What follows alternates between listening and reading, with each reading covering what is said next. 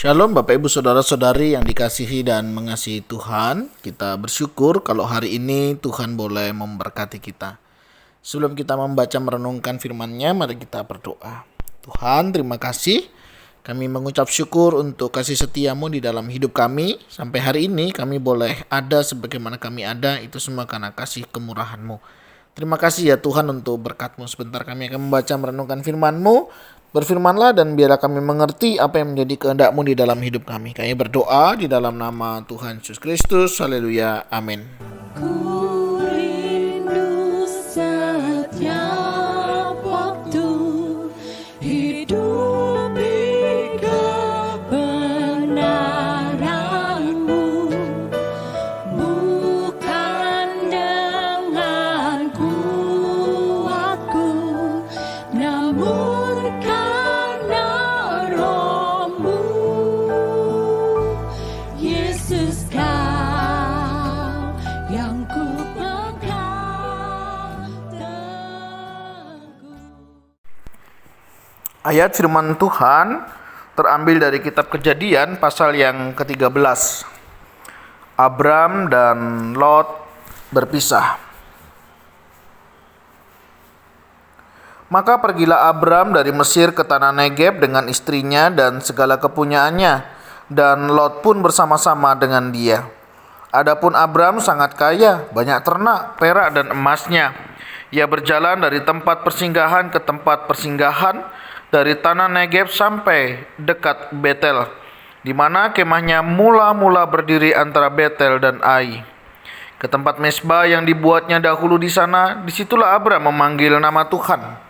Juga Lot yang ikut bersama-sama dengan Abram mempunyai domba dan lembu dan kemah.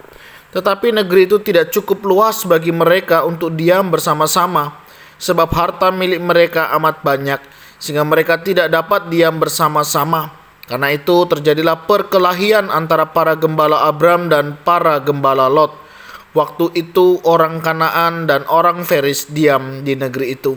Maka berkatalah Abram kepada Lot, "Janganlah kiranya ada perkelahian antara aku dan engkau, dan antara para gembalaku dan para gembalamu, sebab kita ini kerabat. Bukankah seluruh negeri ini terbuka untuk engkau?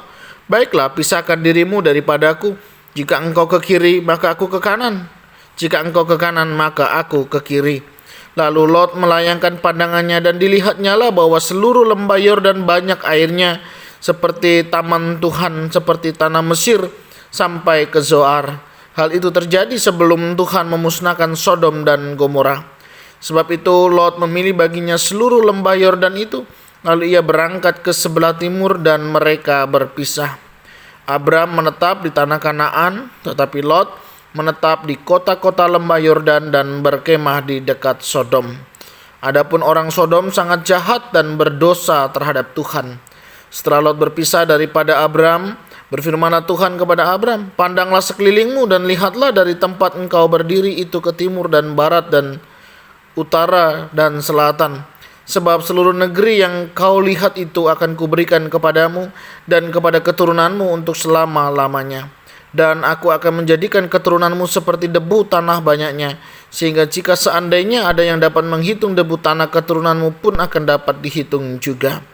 Bersiaplah, jalanilah negeri itu menurut panjang dan lebarnya, sebab kepadamu lah akan kuberikan negeri itu."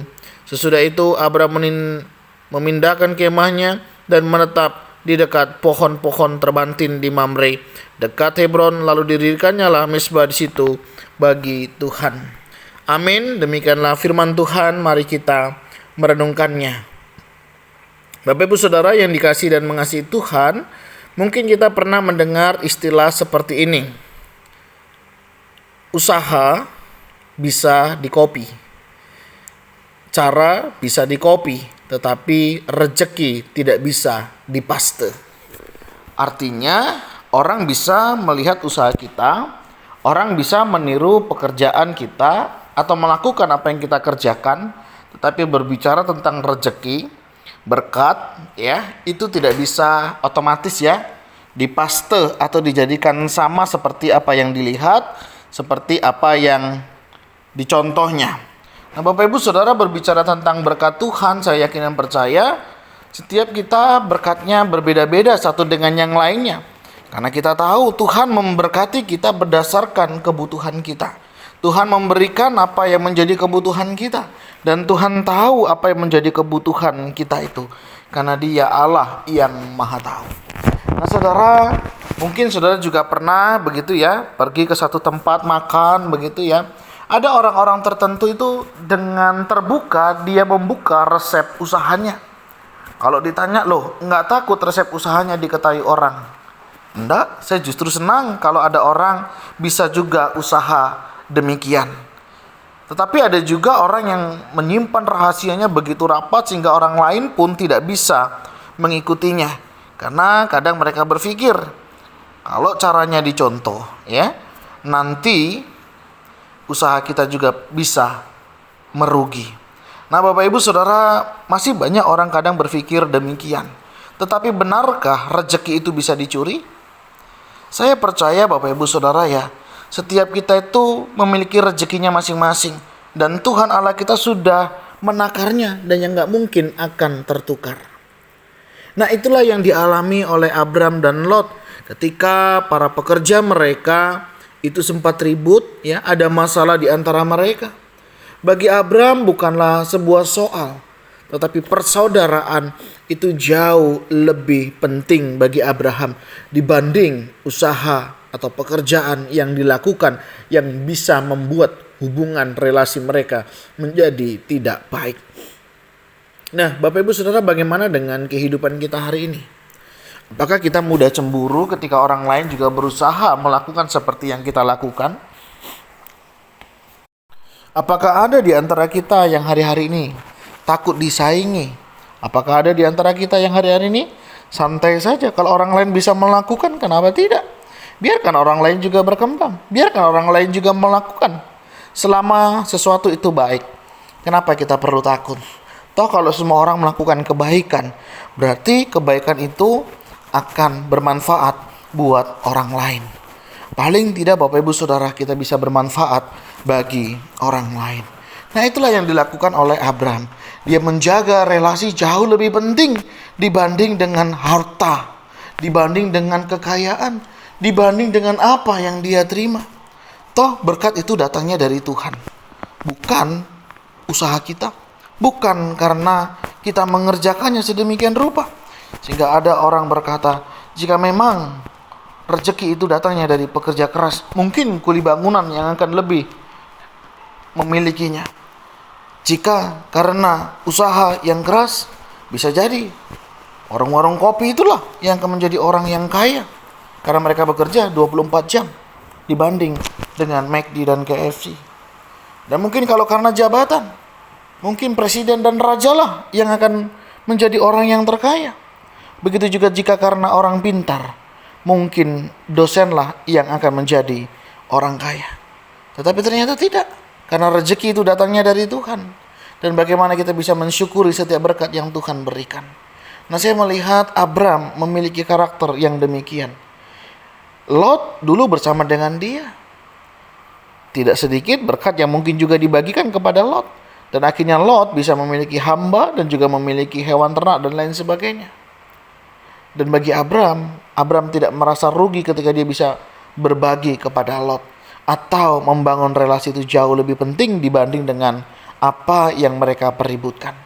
Bapak Ibu Saudara, hari ini kita belajar bagaimana melihat berkat Tuhan. Dan sebagaimana firman Tuhan katakan, Abram tidak kekurangan berkat dari Tuhan. Dan menarik ya, tanah di mana dilihat ya, di mana dipijak, Tuhan memberkatinya. Usaha pekerjaannya Tuhan juga buat berhasil. Maukah Bapak Ibu Saudara mengalami hal yang demikian? Apa yang menjadi fokus kita? Orangnya kah? Targetnya kah? Atau hasil yang mau dicapai? Memang tentunya hal ini mempengaruhi daripada tipe kepribadian. Ada orang yang menghargai sebuah proses, tapi ada orang yang mengharapkan hanya hasilnya saja tanpa sebuah proses. Sehingga segala usaha upaya pun mereka bisa lakukan. Atau mana lebih kita utamakan, relasi dengan orang lain, dengan keluarga, atau lebih kepada harta milik yang menjadi orientasi kita. Ada orang gara-gara harta terpisah hubungan keluarga. Gara-gara jabatan terpisah relasi dengan orang lain. Nah saudara, bukankah hal ini sangat ironis sekali di dalam hidup kita? Harusnya jabatan, kekayaan bukan membuat kita menjadi seteru, tetapi justru membawa kita hadir menjadi berkat dengan Tuhan yang sudah memberkati kita. Sebagai saudara, adakah di antara kita hari ini sedang berselisih karena masalah harta, karena masalah satu dan lain hal yang membuat kita hari ini tidak bersama-sama? Mari kita waspadai hal-hal yang demikian. Tuhan mau memakai ini untuk menolong kita hidup lebih bertanggung jawab lagi.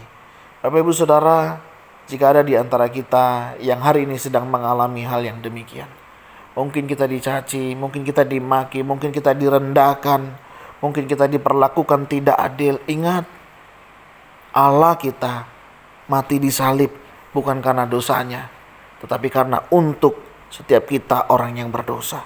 Jadi apa yang kita alami hari ini belum seberapa dibanding dengan apa yang Yesus terima dan yang Yesus alami. Percayalah, berkat datangnya dari Tuhan. Kalau Tuhan memberkati, tidak ada seorang pun yang dapat membendungnya. Rezeki sudah diukur, oleh sebab itu tidak mungkin akan tertukar. Percayalah berkat penyertaan Tuhan.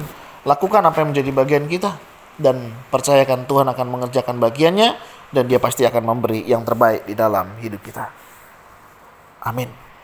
Tuhan, terima kasih. Kami bersyukur hari ini kami belajar bagaimana kami membangun sebuah relasi jauh lebih penting dibanding keuntungan semata. Kami sadar ada banyak hal di dalam hidup kami, seringkali kami lupa akan keluarga, lupa akan tanggung jawab kami di rumah ini, sehingga kami lalai dan kami hanya berfokus kepada diri kami sendiri. Tuhan, terima kasih, ajar kami juga mengutamakan orang-orang yang ada di sekitar kami. Ajar kami peduli, ajar kami peka, sehingga keputusan yang kami ambil adalah yang terbaik, yang juga membawa kemuliaan bagi nama-Mu. Kami tahu hal ini tidak mudah, oleh sebab itu kami mohon pertolongan-Mu. Dan juga berdoa jika ada di antara kami yang sedang mengalami pergumulan, penderitaan, diperlakukan tidak baik, kami berdoa, Tuhan kuatkan, teguhkan iman mereka, dan mereka bisa percaya dan melihat karya-karya Tuhan di dalam hidup mereka. Tuhan, ini doa seru kami. Kami naikkan, kami mohonkan berkat-Mu atas kami di dalam nama Tuhan Yesus Kristus. Haleluya. Amin. Bapak Ibu Saudara, demikian renungan kita hari ini. Kiranya boleh memberkati kita dan boleh senantiasa menolong, memampukan kita untuk kita boleh senantiasa memberi yang terbaik. Percayalah, Tuhan yang memberkati kehidupan kita sekalian. Shalom.